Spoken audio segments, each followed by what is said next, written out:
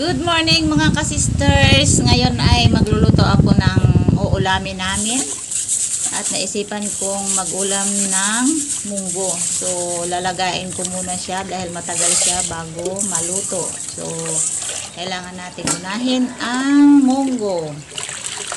Yan, linisan ko muna siya ng mabuti at saka ilalaga para yung sabaw niya ay diretso na natin ihalo sa mga gulay. At dito ako sa labas nagluto dahil talagang malakas ang hangin. At ito nga pala mga ka-sisters, ang pangsahog ko sa ating munggo, yung hipon. Bali yung hipon na yan mga ka-sisters ay nangilaw ako nung gabi at nakapag-ipon ako ng marami. So nilagay ko lang sa freezer para pautay-utay ko siyang lulutuin dahil alam niyo na pag dito sa probinsya ay kailangan tumipid at pakunti-kunti lang muna at ang importante ay may panghalo tayo. So ito nga po mga ka-sisters, dahil frozen yung ating hipon at isang araw ko siya nahuli, pagka umaga ayan iulam natin. So linisan ko muna siyang mabuti at gupit-gupitan ko muna yung matulis niyang nguso para naman pag ihalo natin sa ating gulay ay hindi tayo matitinik. So ito nga pala mga ka-sisters, yung mini garden ko dito malapit lang sa bahay kasi nagtanim talaga ako ng gulay na nakalagay sa plastic bag dahil napakainit dito mga ka-sisters at talagang ito lang yung pwede nating paraan para tayo makapagtanim at makalibre tayo ng ating kukuhaing mga gulay katulad ng kamatis. Dahil mahal dito ang kamatis kahit probinsya na mga ka-sisters. So kahit papaano ay yung ganyang mga garden ay nakakalibre tayo ng panghalo sa ating uulamin. At may mga talong, konting talong lang na tanim at saka konting sili. Ayan ay pwede na natin pagsamasamahin sa ating pagkainan. Ang importante mga ka-sisters ay meron tayong mapagkunan at yung makakalibre tayo, hindi tayo masyadong magagastusan dahil probinsya dito at napakahirap kumita ng pera. So ayan mga ka-sisters, sa talong pa lang ay sob na tayo sa pangulam natin. So ito nga pala mga ka-sisters, yung kulitis na naitanim ko sa plastic bag din. So ayan, naisipan kong ipaghalo-halo yan at napakasarap yan mga ka-sisters. Ilagay natin sa munggo na ginisa na may kasamang hipon. So itong ginagawa ko mga ka-sisters ay pahapon na dahil wala akong videographer at tamang-tama na hinihintay ko yung mga anak ko paglabas ng school ay sabay-sabay kaming kakain. At ito nga at handa na ako ng mga pangsahog natin, yung mga spices natin.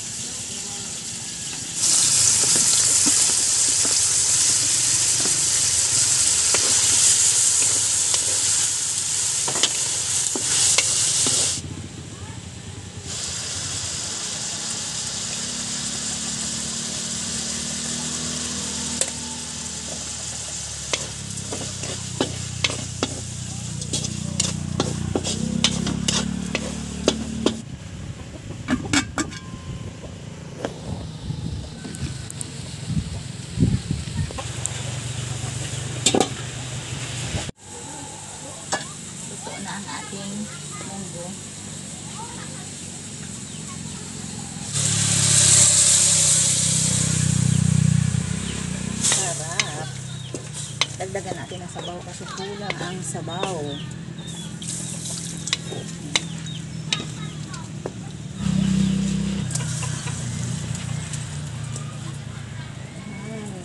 Ating sili.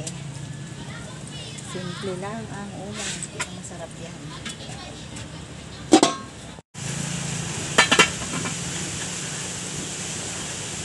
Patis. Yan natin yung ating tubig.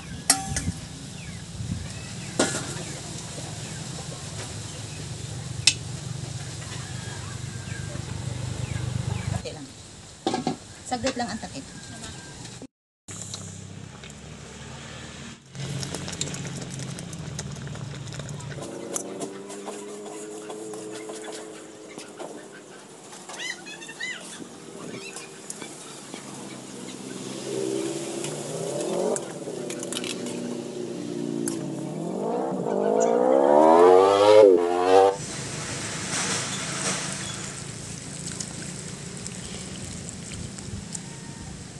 Mga ka-sisters, maaga pa aming hapunan. 5 pa lang dito ay hapunan na namin kasi wala tayong videographer kanina kaya hinintay ko pa si Aya para mag-video. So, Hello! Kain tayo. ayan, kain tayo yung hipo na may munggo at may kulitis. Yan. Ganun sa palibot. Saka dinagdagan ko lang siya ng talong. Paborito ni Hana ang ganyang ulam. Pray tayo. Thank you Lord sa maraming pagpapala. Salamat sa buhay. In Jesus name. Amen. Kain! Kain! Kain Gutom po! na. O ako muna. Aba, pinili talaga niya yung munggo ah. O. Ayo. Hipo na ako din. Yeah. Sayang na. Sige ma.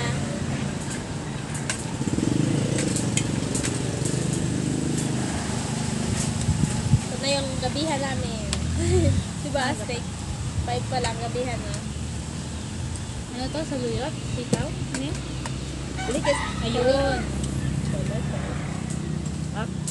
Bagay ng kanin kay ate mo. Ate ah. Ikaw muna kuha. So. Gutom. Gutom talaga ako. Hindi ako tanghalian kasi. Okay. Kuha ko ng baon ta. Unti lang. Hindi ba masarap? Yung hipo niya. Kuha kayo ko. Ay, naku niyan. ako. Yung tangali. Wow, ubos agad ng kanin. Hindi mo alam kung Wala gano'n. nang kanin sa kaldero? Marami pa po. Marami pa. Sige. Sayip lang ako. Yan, gulay ya, gulay. Kulitis, pampakutis, pangkutis.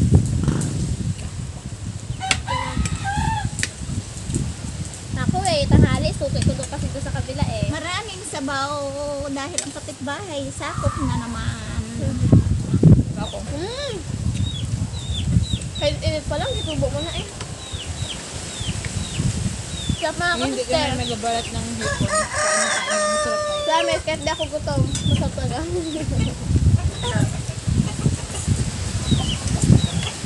Gutom ako. Sabi Kaya nga, nyo sa mga kalistar, pag walang Lakas talaga ng hangin. Parang may bagyo.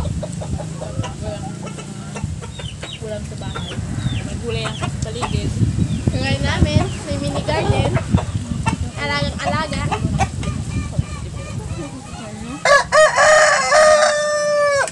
Wala ka.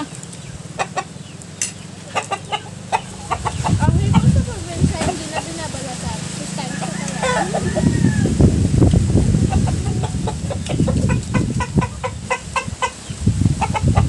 Okay. Simple lang ulam. Sarap mga kasister.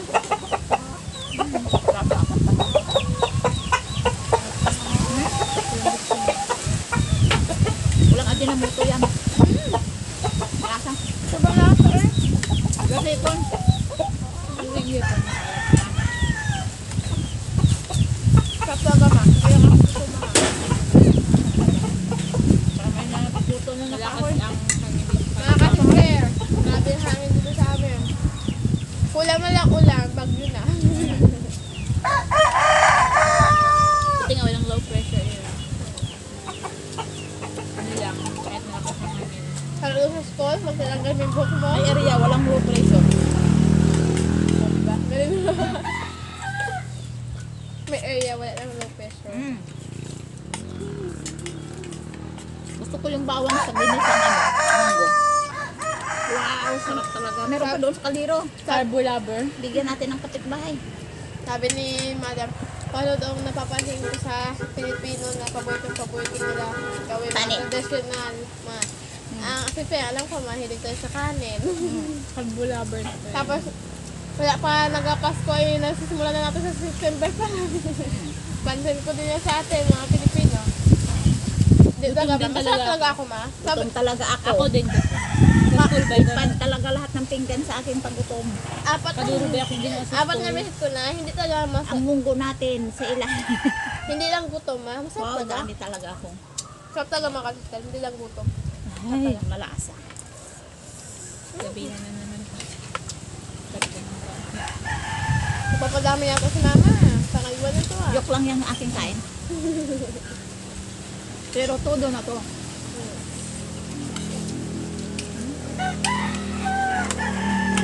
Nane, Kung sa Bisaya pa, buka daan itong hipon mo ah.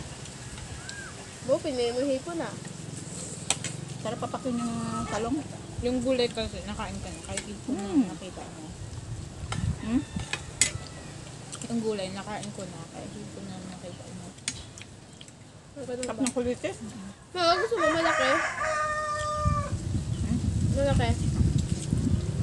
Pabili man inyong mga ano. Kapitbahay. Kabi naman. Wala na kayo salita. Akso. Yan mga kasister. Ako na yung nagapauna, ah. Patapos na kami mga kasister. Sarap talaga. Bye-bye. Bye-bye po. Bye-bye pa! Thank you sa panonood. Bye-bye!